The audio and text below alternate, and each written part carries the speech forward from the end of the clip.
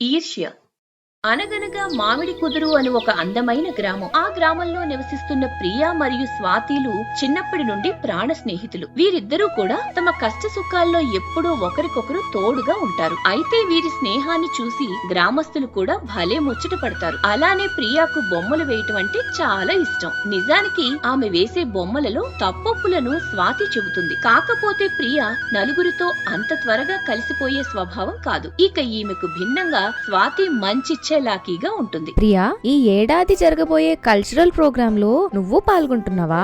వామ్మో, నా వల్ల కాదు స్వాతి. నీకు తెలుసు కదా, నాకు నలుగురు ముందు ఏదైనా పని చెయ్యాలంటే భయం. అయ్యో ప్రియా, ఈ భయంతో ఎన్ని రోజులుంటావు? పైగా నీకున్న టాలెంట్ కి ఖచ్చితంగా ఫస్ట్ ప్రైజ్ గెలుచుకుంటావు తెలుసా? ప్లీజ్ స్వాతి, అదంతా నా వల్ల కాదు. కావాలంటే నీ ముందు బొమ్మలు వేయమను, హాయిగా వేస్తాను. సర్లే, నీ ఇష్టం. కానీ ఏదో ఒక రోజు నీ భయాన్ని నువ్వు అధిగమించాల్సి ఉంటుంది, గుర్తుపెట్టుకో. ఇదిలా ఉండగా అదే గ్రామంలో గజపతి అనే ఒక పెద్ద మనిషి ఉన్నాడు. ఆయనకు ఒక గారాల కూతురు రాణి. నిజానికి రాణి వాళ్ళ అమ్మ 10 ఏళ్ల క్రితం అనారోగ్యంతో చనిపోయింది. అప్పటి నుండి గజపతి తన కూతురిని చాలా ప్రేమగా చూసుకుంటాడు. కాకపోతే కొన్నిసార్లు అతి ప్రేమ వల్ల రాణి ప్రవర్తన అసలు ఏమాత్రం బాగోదు. ఏమైంది బంగారు తల్లి, ఎందుకని భోజనం ప్లేట్ విసిరేశావు? అసలు ఈ పని మనిషికి ఎన్నిసార్లు చెప్పినా నా ప్లేట్ లో పప్పు వేస్తుంది. మీ అందరికి తెలుసు కదా నాకు పప్పు అంటే ఇష్టం లేదని. అయ్యో, నన్ను క్షమించండమ్మా, నేనేదో ఆదవరపులో వేసేశాను. మళ్ళీ ఈ పొరపాటు జరగనివ్వరమ్మా. ఇకపై నీకు అవసరం లేదులే. ఈ క్షణమే నిన్ను పనిలోంచి తీసేస్తున్నా. ఆ మాటలు వినగానే పని మనిషి కంగారు పడుతుంది. ఆ సమయంలో తనని పనిలో నుండి తీసేయొద్దని ఎంతగా బతిమాలినా రాణి అసలు ఏమాత్రం పట్టించుకోదు. అయ్యా, కనీసం మీరైనా చెప్పండి. ఈ పని చేసుకుంటూనే తండ్రి లేని నా బిడ్డను చదివించుకుంటున్నాను. దయచేసి నా మీద జాలి చూపించండి అయ్యా. కూతురు మీద అతి ప్రేమ ఉండడం వల్ల గజపతి కూడా ఏ బదులు ఇవ్వడు. దాంతో చేసేదేమీ లేక ఆమె బాధగా అక్కడి నుండి వెళ్లిపోతుంది. ఒకరోజు స్వాతి హడావిడిగా డిబ్బీలో దాచుకున్న డబ్బులు తీసుకుంటుంది. ఆ సమయంలో హడావిడి ఏంటని స్వాతి వాళ్ళమ్మ అడుగుతుంది. ఈ రోజు ప్రియా పుట్టినరోజు కదమ్మా, అందుకే తన కోసం ఏమైనా గిఫ్ట్ కొందాం అనుకుంటున్నా. ఇంతకీ తన కోసం ఏం బహుమతి తీసుకుంటున్నావేంటి? అదే అమ్మా, తనకు బొమ్మలు వేయడం అంటే ఇష్టం కదా, దానికి సంబంధించినవి తీసుకుందాం అనుకుంటున్నా. మంచిది. నా తరపున కూడా ప్రియాకు పుట్టినరోజు శుభాకాంక్షలు చెప్పు. సర్లే, చెప్తాలే. నేను షాప్ కి వెళ్ళాలి, బాయ్. ఆ సమయంలో స్వాతి ఇంటి నుండి బయలుదేరి ఒక ఫ్యాన్సీ షాప్ వద్దకు వెళ్తుంది. అప్పుడు ప్రియాకు ఇష్టమైన కొన్ని కలర్ పెన్సిల్స్ లాంటివి చూస్తుంది. ఆ తర్వాత వేరేవి కూడా గమనిస్తున్నప్పుడు ఆ షాప్ వద్దకు రాణి వస్తుంది. అప్పుడు టేబుల్ మీద స్వాతి కొనుగోలు చేయాలనుకున్న కలర్ పెన్సిల్స్ మీదకు రాణి చూపు మళ్ళుతుంది. ఇదిగో అబ్బాయి, నాకు ఇవన్నీ కావాలి. వీటి రేట్ ఎంత? అయ్యో క్షమించండి, వీటిని ముందుగానే ఈ అమ్మాయి కొనుగోలు చేశారు. కావాలంటే మీరు వేరేవి చూపిస్తాను. నాకు ఇవేవద్దు. నేను కోరినట్టు వాటిని నాకు ఇవ్వు. కావాలంటే నీకు రెట్టింపు డబ్బు ఇస్తాను. నన్ను తప్పుగా అనుకోవద్దు. నువ్వు అన్నిటినీ డబ్బుతో కొనలేవు. ఒకవేళ నీకు నిజంగా వాటి అవసరం ఉంటే నువ్వు అడగాల్సిన తీరిది కాదు. ఏంటి, నాకెదురు చెప్తున్నావా? నేను గాని తలుచుకుంటే నిన్ను ఈ లోకంలో లేకుండా చేస్తా. ఆ సమయంలో వారి మధ్య గొడవ పెరిగేలా ఉందని భావించిన షాప్ వ్యక్తి స్వాతికి కావలసిన వస్తువులు ఇచ్చి పంపిస్తాడు. దాంతో రాణికి స్వాతి మీద కోపం పెరుగుతుంది. అయితే సరైన సమయం చూసుకుని తనకు బుద్ధి చెప్పాలని భావిస్తుంది. మరోవైపు ప్రియా తన ఇంటి వద్ద స్వాతి కోసం ఎదురు చూస్తూ ఉంటుంది. ఇది ప్రతి ఏడాది జరిగే తంతే కదా తల్లి. ఇప్పుడు ఆ స్వాతికి మన ఇల్లు ఏం కొత్త కాదు కదా. నువ్వు ఇలా వచ్చి కూర్చో, తను వస్తుందిలే. ఏమో నాన్న, నాకు తన నోటి నుండి విషస్ వింటే గాని రోజు మొదలవ్వదు. నీ స్నేహాన్ని చూస్తుంటే భలే ముచ్చట వేస్తుంది తల్లి. ఇంతకీ ఏడాది నీ స్నేహితురాలు ఏ బహుమతి ఇవ్వబోతుందో?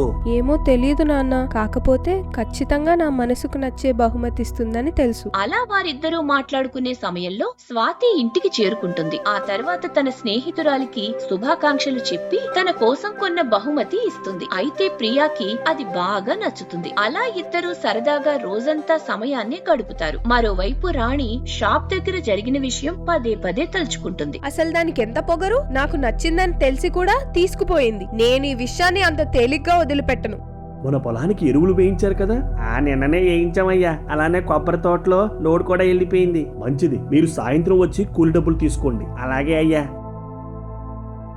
ఇంకేంటి చూస్తున్నారు? నాతో ఏదైనా మాట్లాడాలా? అది కాదయ్యా, మన చిన్నమ్మాయి గారు చదువు చెప్పే మాస్టర్ ని తిట్టారంట. రేపు ఒకసారి మిమ్మల్ని రమ్మన్నారయ్యా. సర్లే, ఆ విషయం నేను చూసుకుంటాలే, మీరు బయలుదేరండి. ఇంకో విషయం అయ్యా, ఇదంతా మేము మీకు చెప్పినట్టు ఆ అమ్మాయి గారికి తెలియనివ్వకండి. ఒకవేళ తెలిస్తే మా బతుకు తిరిగిపోతుంది. మీ భయం నాకు అర్థమైంది, నేనేం చెప్పనులే. దాని గురించి మీరేం దిగులు పడకండి. గజపతి తన కూతురు విషయంలో ఎందుకనో దిగులు చెందుతూ ఉంటాడు. ఈ విధంగా రోజులనేవి గడుస్తున్నాయి. అప్పుడు ఒకసారి అనుకోకుండా రాణి మరియు స్వాతిలు గుడికి రావడం జరుగుతుంది. ఆ సమయంలో గుడి పూజారి మొదటిగా స్వాతికి హారతి ఇవ్వడం చూసి రాణి కోపంగా అక్కడి నుండి వెళ్లిపోతుంది. ఈ విధంగా రాణి మనసులో స్వాతి మీద ఈర్ష్య పెరుగుతుంది. ఒక రోజు మామిడి కుదురు గ్రామంలోకి ప్రతాప్ అనే వ్యక్తి పట్నం నుండి వస్తాడు. ఆ తర్వాత ఊర్లో ఒక వ్యక్తి ద్వారా ధనవంతుడైన గజపతి ఇంటికి రావడం జరుగుతుంది. నేను ఈ ఊరు రావడం ఇదే మొదటిసారండి. నా పేరు ప్రతాప్. నేను పట్నంలో ఎన్నో వ్యాపారాలు చేస్తుంటాను. అవునా?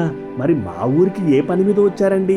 నాకు కళలు అంటే అమితమైన ప్రేమండి. అందుకే ప్రతి ఏడాది ఒక గ్రామం ఎంచుకొని అక్కడ కొన్ని పోటీలనేవి నిర్వహిస్తాను. దానివల్ల భవిష్యత్తులో పిల్లలకు ఈ మరుగున పడిపోతున్న కళల మీద ఆసక్తి పెరుగుతుందని నా ఆశ. చాలా మంచి ఆలోచన అండి.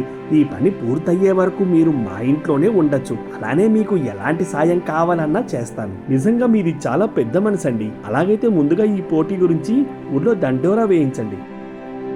50 మంది ప్రజానికానికి తెలియజేయదు ఏమనగా మరో 2 వారాల్లో బొమ్మలు గీసే పోటీలు జరగబోతున్నాయి. ఈ పోటీల్లో గెలిచిన వారికి 25,000 రూపాయలు నగదు బహుమతిగా ఇస్తారు. ఒకవేళ ఎవరికైనా ఈ పోటీలో పాల్గొనాలని ఆసక్తి ఉంటే రేపు సాయంత్రంలోగా మన అయ్యగారి ఇంటి వద్దకు వచ్చి వారి పేర్లు నమోదు చేసుకోవాల్సిందిగా కోరుచున్నాం. ఎప్పుడైతే ప్రజలకు నగదు బహుమతి వస్తుందని తెలుస్తుందో చాలా మంది పోటీలో పాల్గొనడానికి ఆసక్తి చూపిస్తారు. ఆ క్రమంలో స్వాతి కూడా ప్రియాను పోటీకి పేరు ఇవ్వమని అడుగుతుంది. దానికి మళ్లీ పాత పాఠంలాగా తనకు ఇష్టం లేదు అన్నట్టు మాట్లాడుతుంది. నీ భయం నాకు అర్థమవుతోంది ప్రియా. ఒకవేళ నువ్వు గాని ఇలాగే ఉంటే జీవితంలో ముందుకు వెళ్లడం కష్టం. అది కాదు స్వాతి, ఒకవేళ నేను గాని ఈ పోటీలో ఓడిపోతే అందరూ నా గురించి ఏమనుకుంటారు? అయ్యో పిచ్చి మొద్దు, జీవితంలో గెలుపోటములు ముఖ్యం కాదు, మన ప్రయత్నం అనేదే ముఖ్యం. స్వాతి మాటలు తనలో కాస్త ధైర్యాన్ని నింపుతాయి. ఆ మరుసటి రోజు పోటీకి పేరు ఇవ్వడానికి గజపతి ఇంటికి వెళ్తారు. ఆ సమయంలో రాణి వారిని చూసి కోపంతో రగిలిపోతుంది. అప్పుడు పోటీ కోసం ప్రియా పేరు ఇచ్చి అక్కడి నుండి వెళ్లిపోగా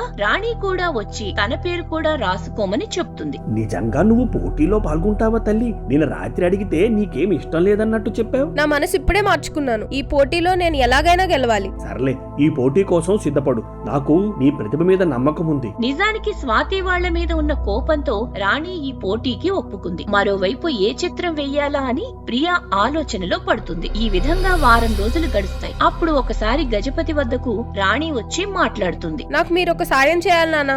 ఏంటో చెప్పమ్మా. ఈ పోటీ పెడుతున్న వ్యక్తి మన ఇంట్లోనే ఉన్నాడు కదా, కాబట్టి జరిగే పోటీలో ఎలాగైనా నన్ను గెలిపించమని చెప్పు. ఏంటి నువ్వు మాట్లాడేది? అసలు నిన్ను నేరుగా గెలిపించడం ఏంటి? నాకేం అర్థం కావట్లేదు. అప్పుడు రాణి తన మనసులో ఉన్న ఈర్ష్యను బయట పెడుతూ ఈ పోటీలో వారు ఎలాగైనా ఓడిపోవాలని చెబుతుంది. ఆ మాటలన్నీ గజపతికి ఆశ్చర్యాన్ని కలిగిస్తాయి. ఇన్ని రోజులు నువ్వేదో అల్లరిగా ఉంటున్నావు అనుకున్నాను, కానీ నువ్వు ఒకరి మీద ఇంతగా ద్వేషం పెంచుకుంటున్నావని అనుకోలేదు. నన్నంటారేంటి నాన్న?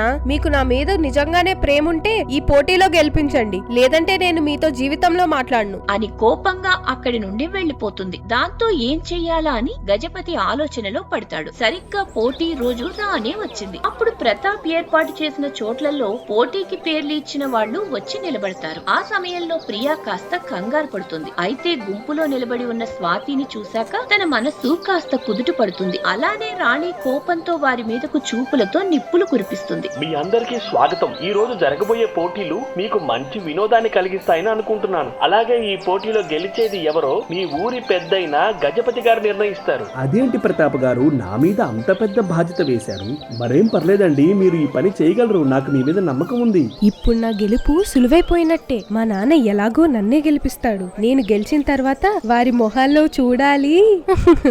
భలే ఉంటుంది. సరిగ్గా పోటీ మొదలైన తర్వాత అందరూ చాలా హుషారుగా పాల్గొంటారు. ఆ సమయంలో రాణి దృష్టి మొత్తం ప్రియా మీద ఉంటుంది. అలా గంట సేపు గడిచిన తర్వాత ప్రతి ఒక్కరిని ఆగిపోమ్మని చెబుతాడు. ఆ తర్వాత ప్రతాప్ మరియు గజపతిలు కలిసి అక్కడున్న బొమ్మలను పరిశీలిస్తారు. అయితే స్వాతి తన స్నేహితురాలు ఖచ్చితంగా ఈ పోటీలో గెలుస్తుందని నమ్మకంతో ఉంటుంది. అలా ప్రతి ఒక్కరూ గీసిన బొమ్మను చూసిన తర్వాత విజేత ఎవరై ఉంటారా అని గ్రామస్తులు ఆసక్తిగా ఉంటారు. ఈ పోటీలో గీసిన చేసిన ప్రతి బొమ్మ చాలా అద్భుతంగా ఉంది. అయితే ప్రతి పోటీలో విజేత ఒకరే ఉంటారు కాబట్టి ఈ పోటీలో విజేత రాణి. రాణి పేరు చెప్పగానే స్వాతి వాళ్లతో పాటు అక్కడున్న గ్రామస్తులు కూడా ఆశ్చర్యపోతారు. ఆ సమయంలో రాణి మాత్రం చాలా సంతోషంగా ఉంటుంది. ఆ తర్వాత ప్రతాప్ చేతుల మీదుగా నగదు బహుమతి తీసుకుంటుంది. మరోవైపు గ్రామస్తులు ప్రియా చుట్టూ చేరి తాను వేసిన బొమ్మను పొగుడుతారు. చూడు తల్లి, నువ్వు చాలా అద్భుతంగా బొమ్మ గీసావు. ఈ పోటీలో నువ్వు ఓడిపోయి ఉండొచ్చు, కానీ మా దృష్టిలో నువ్వే విజేతవి.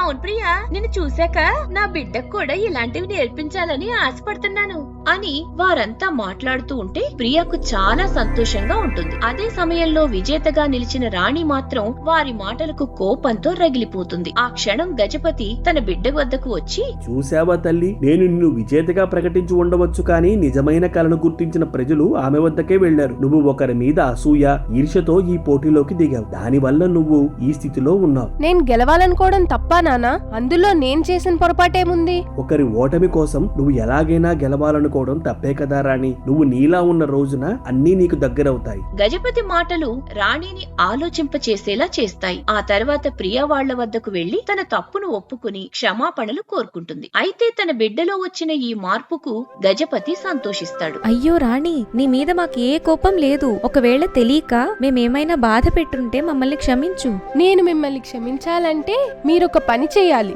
ఏం చేయాలి?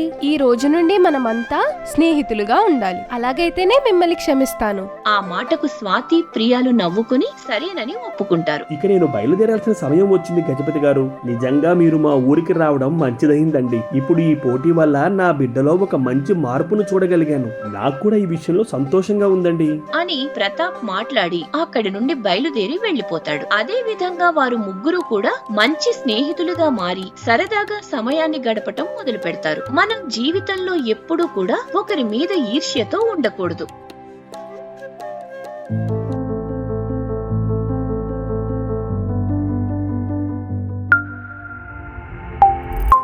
For more videos, please subscribe our channel.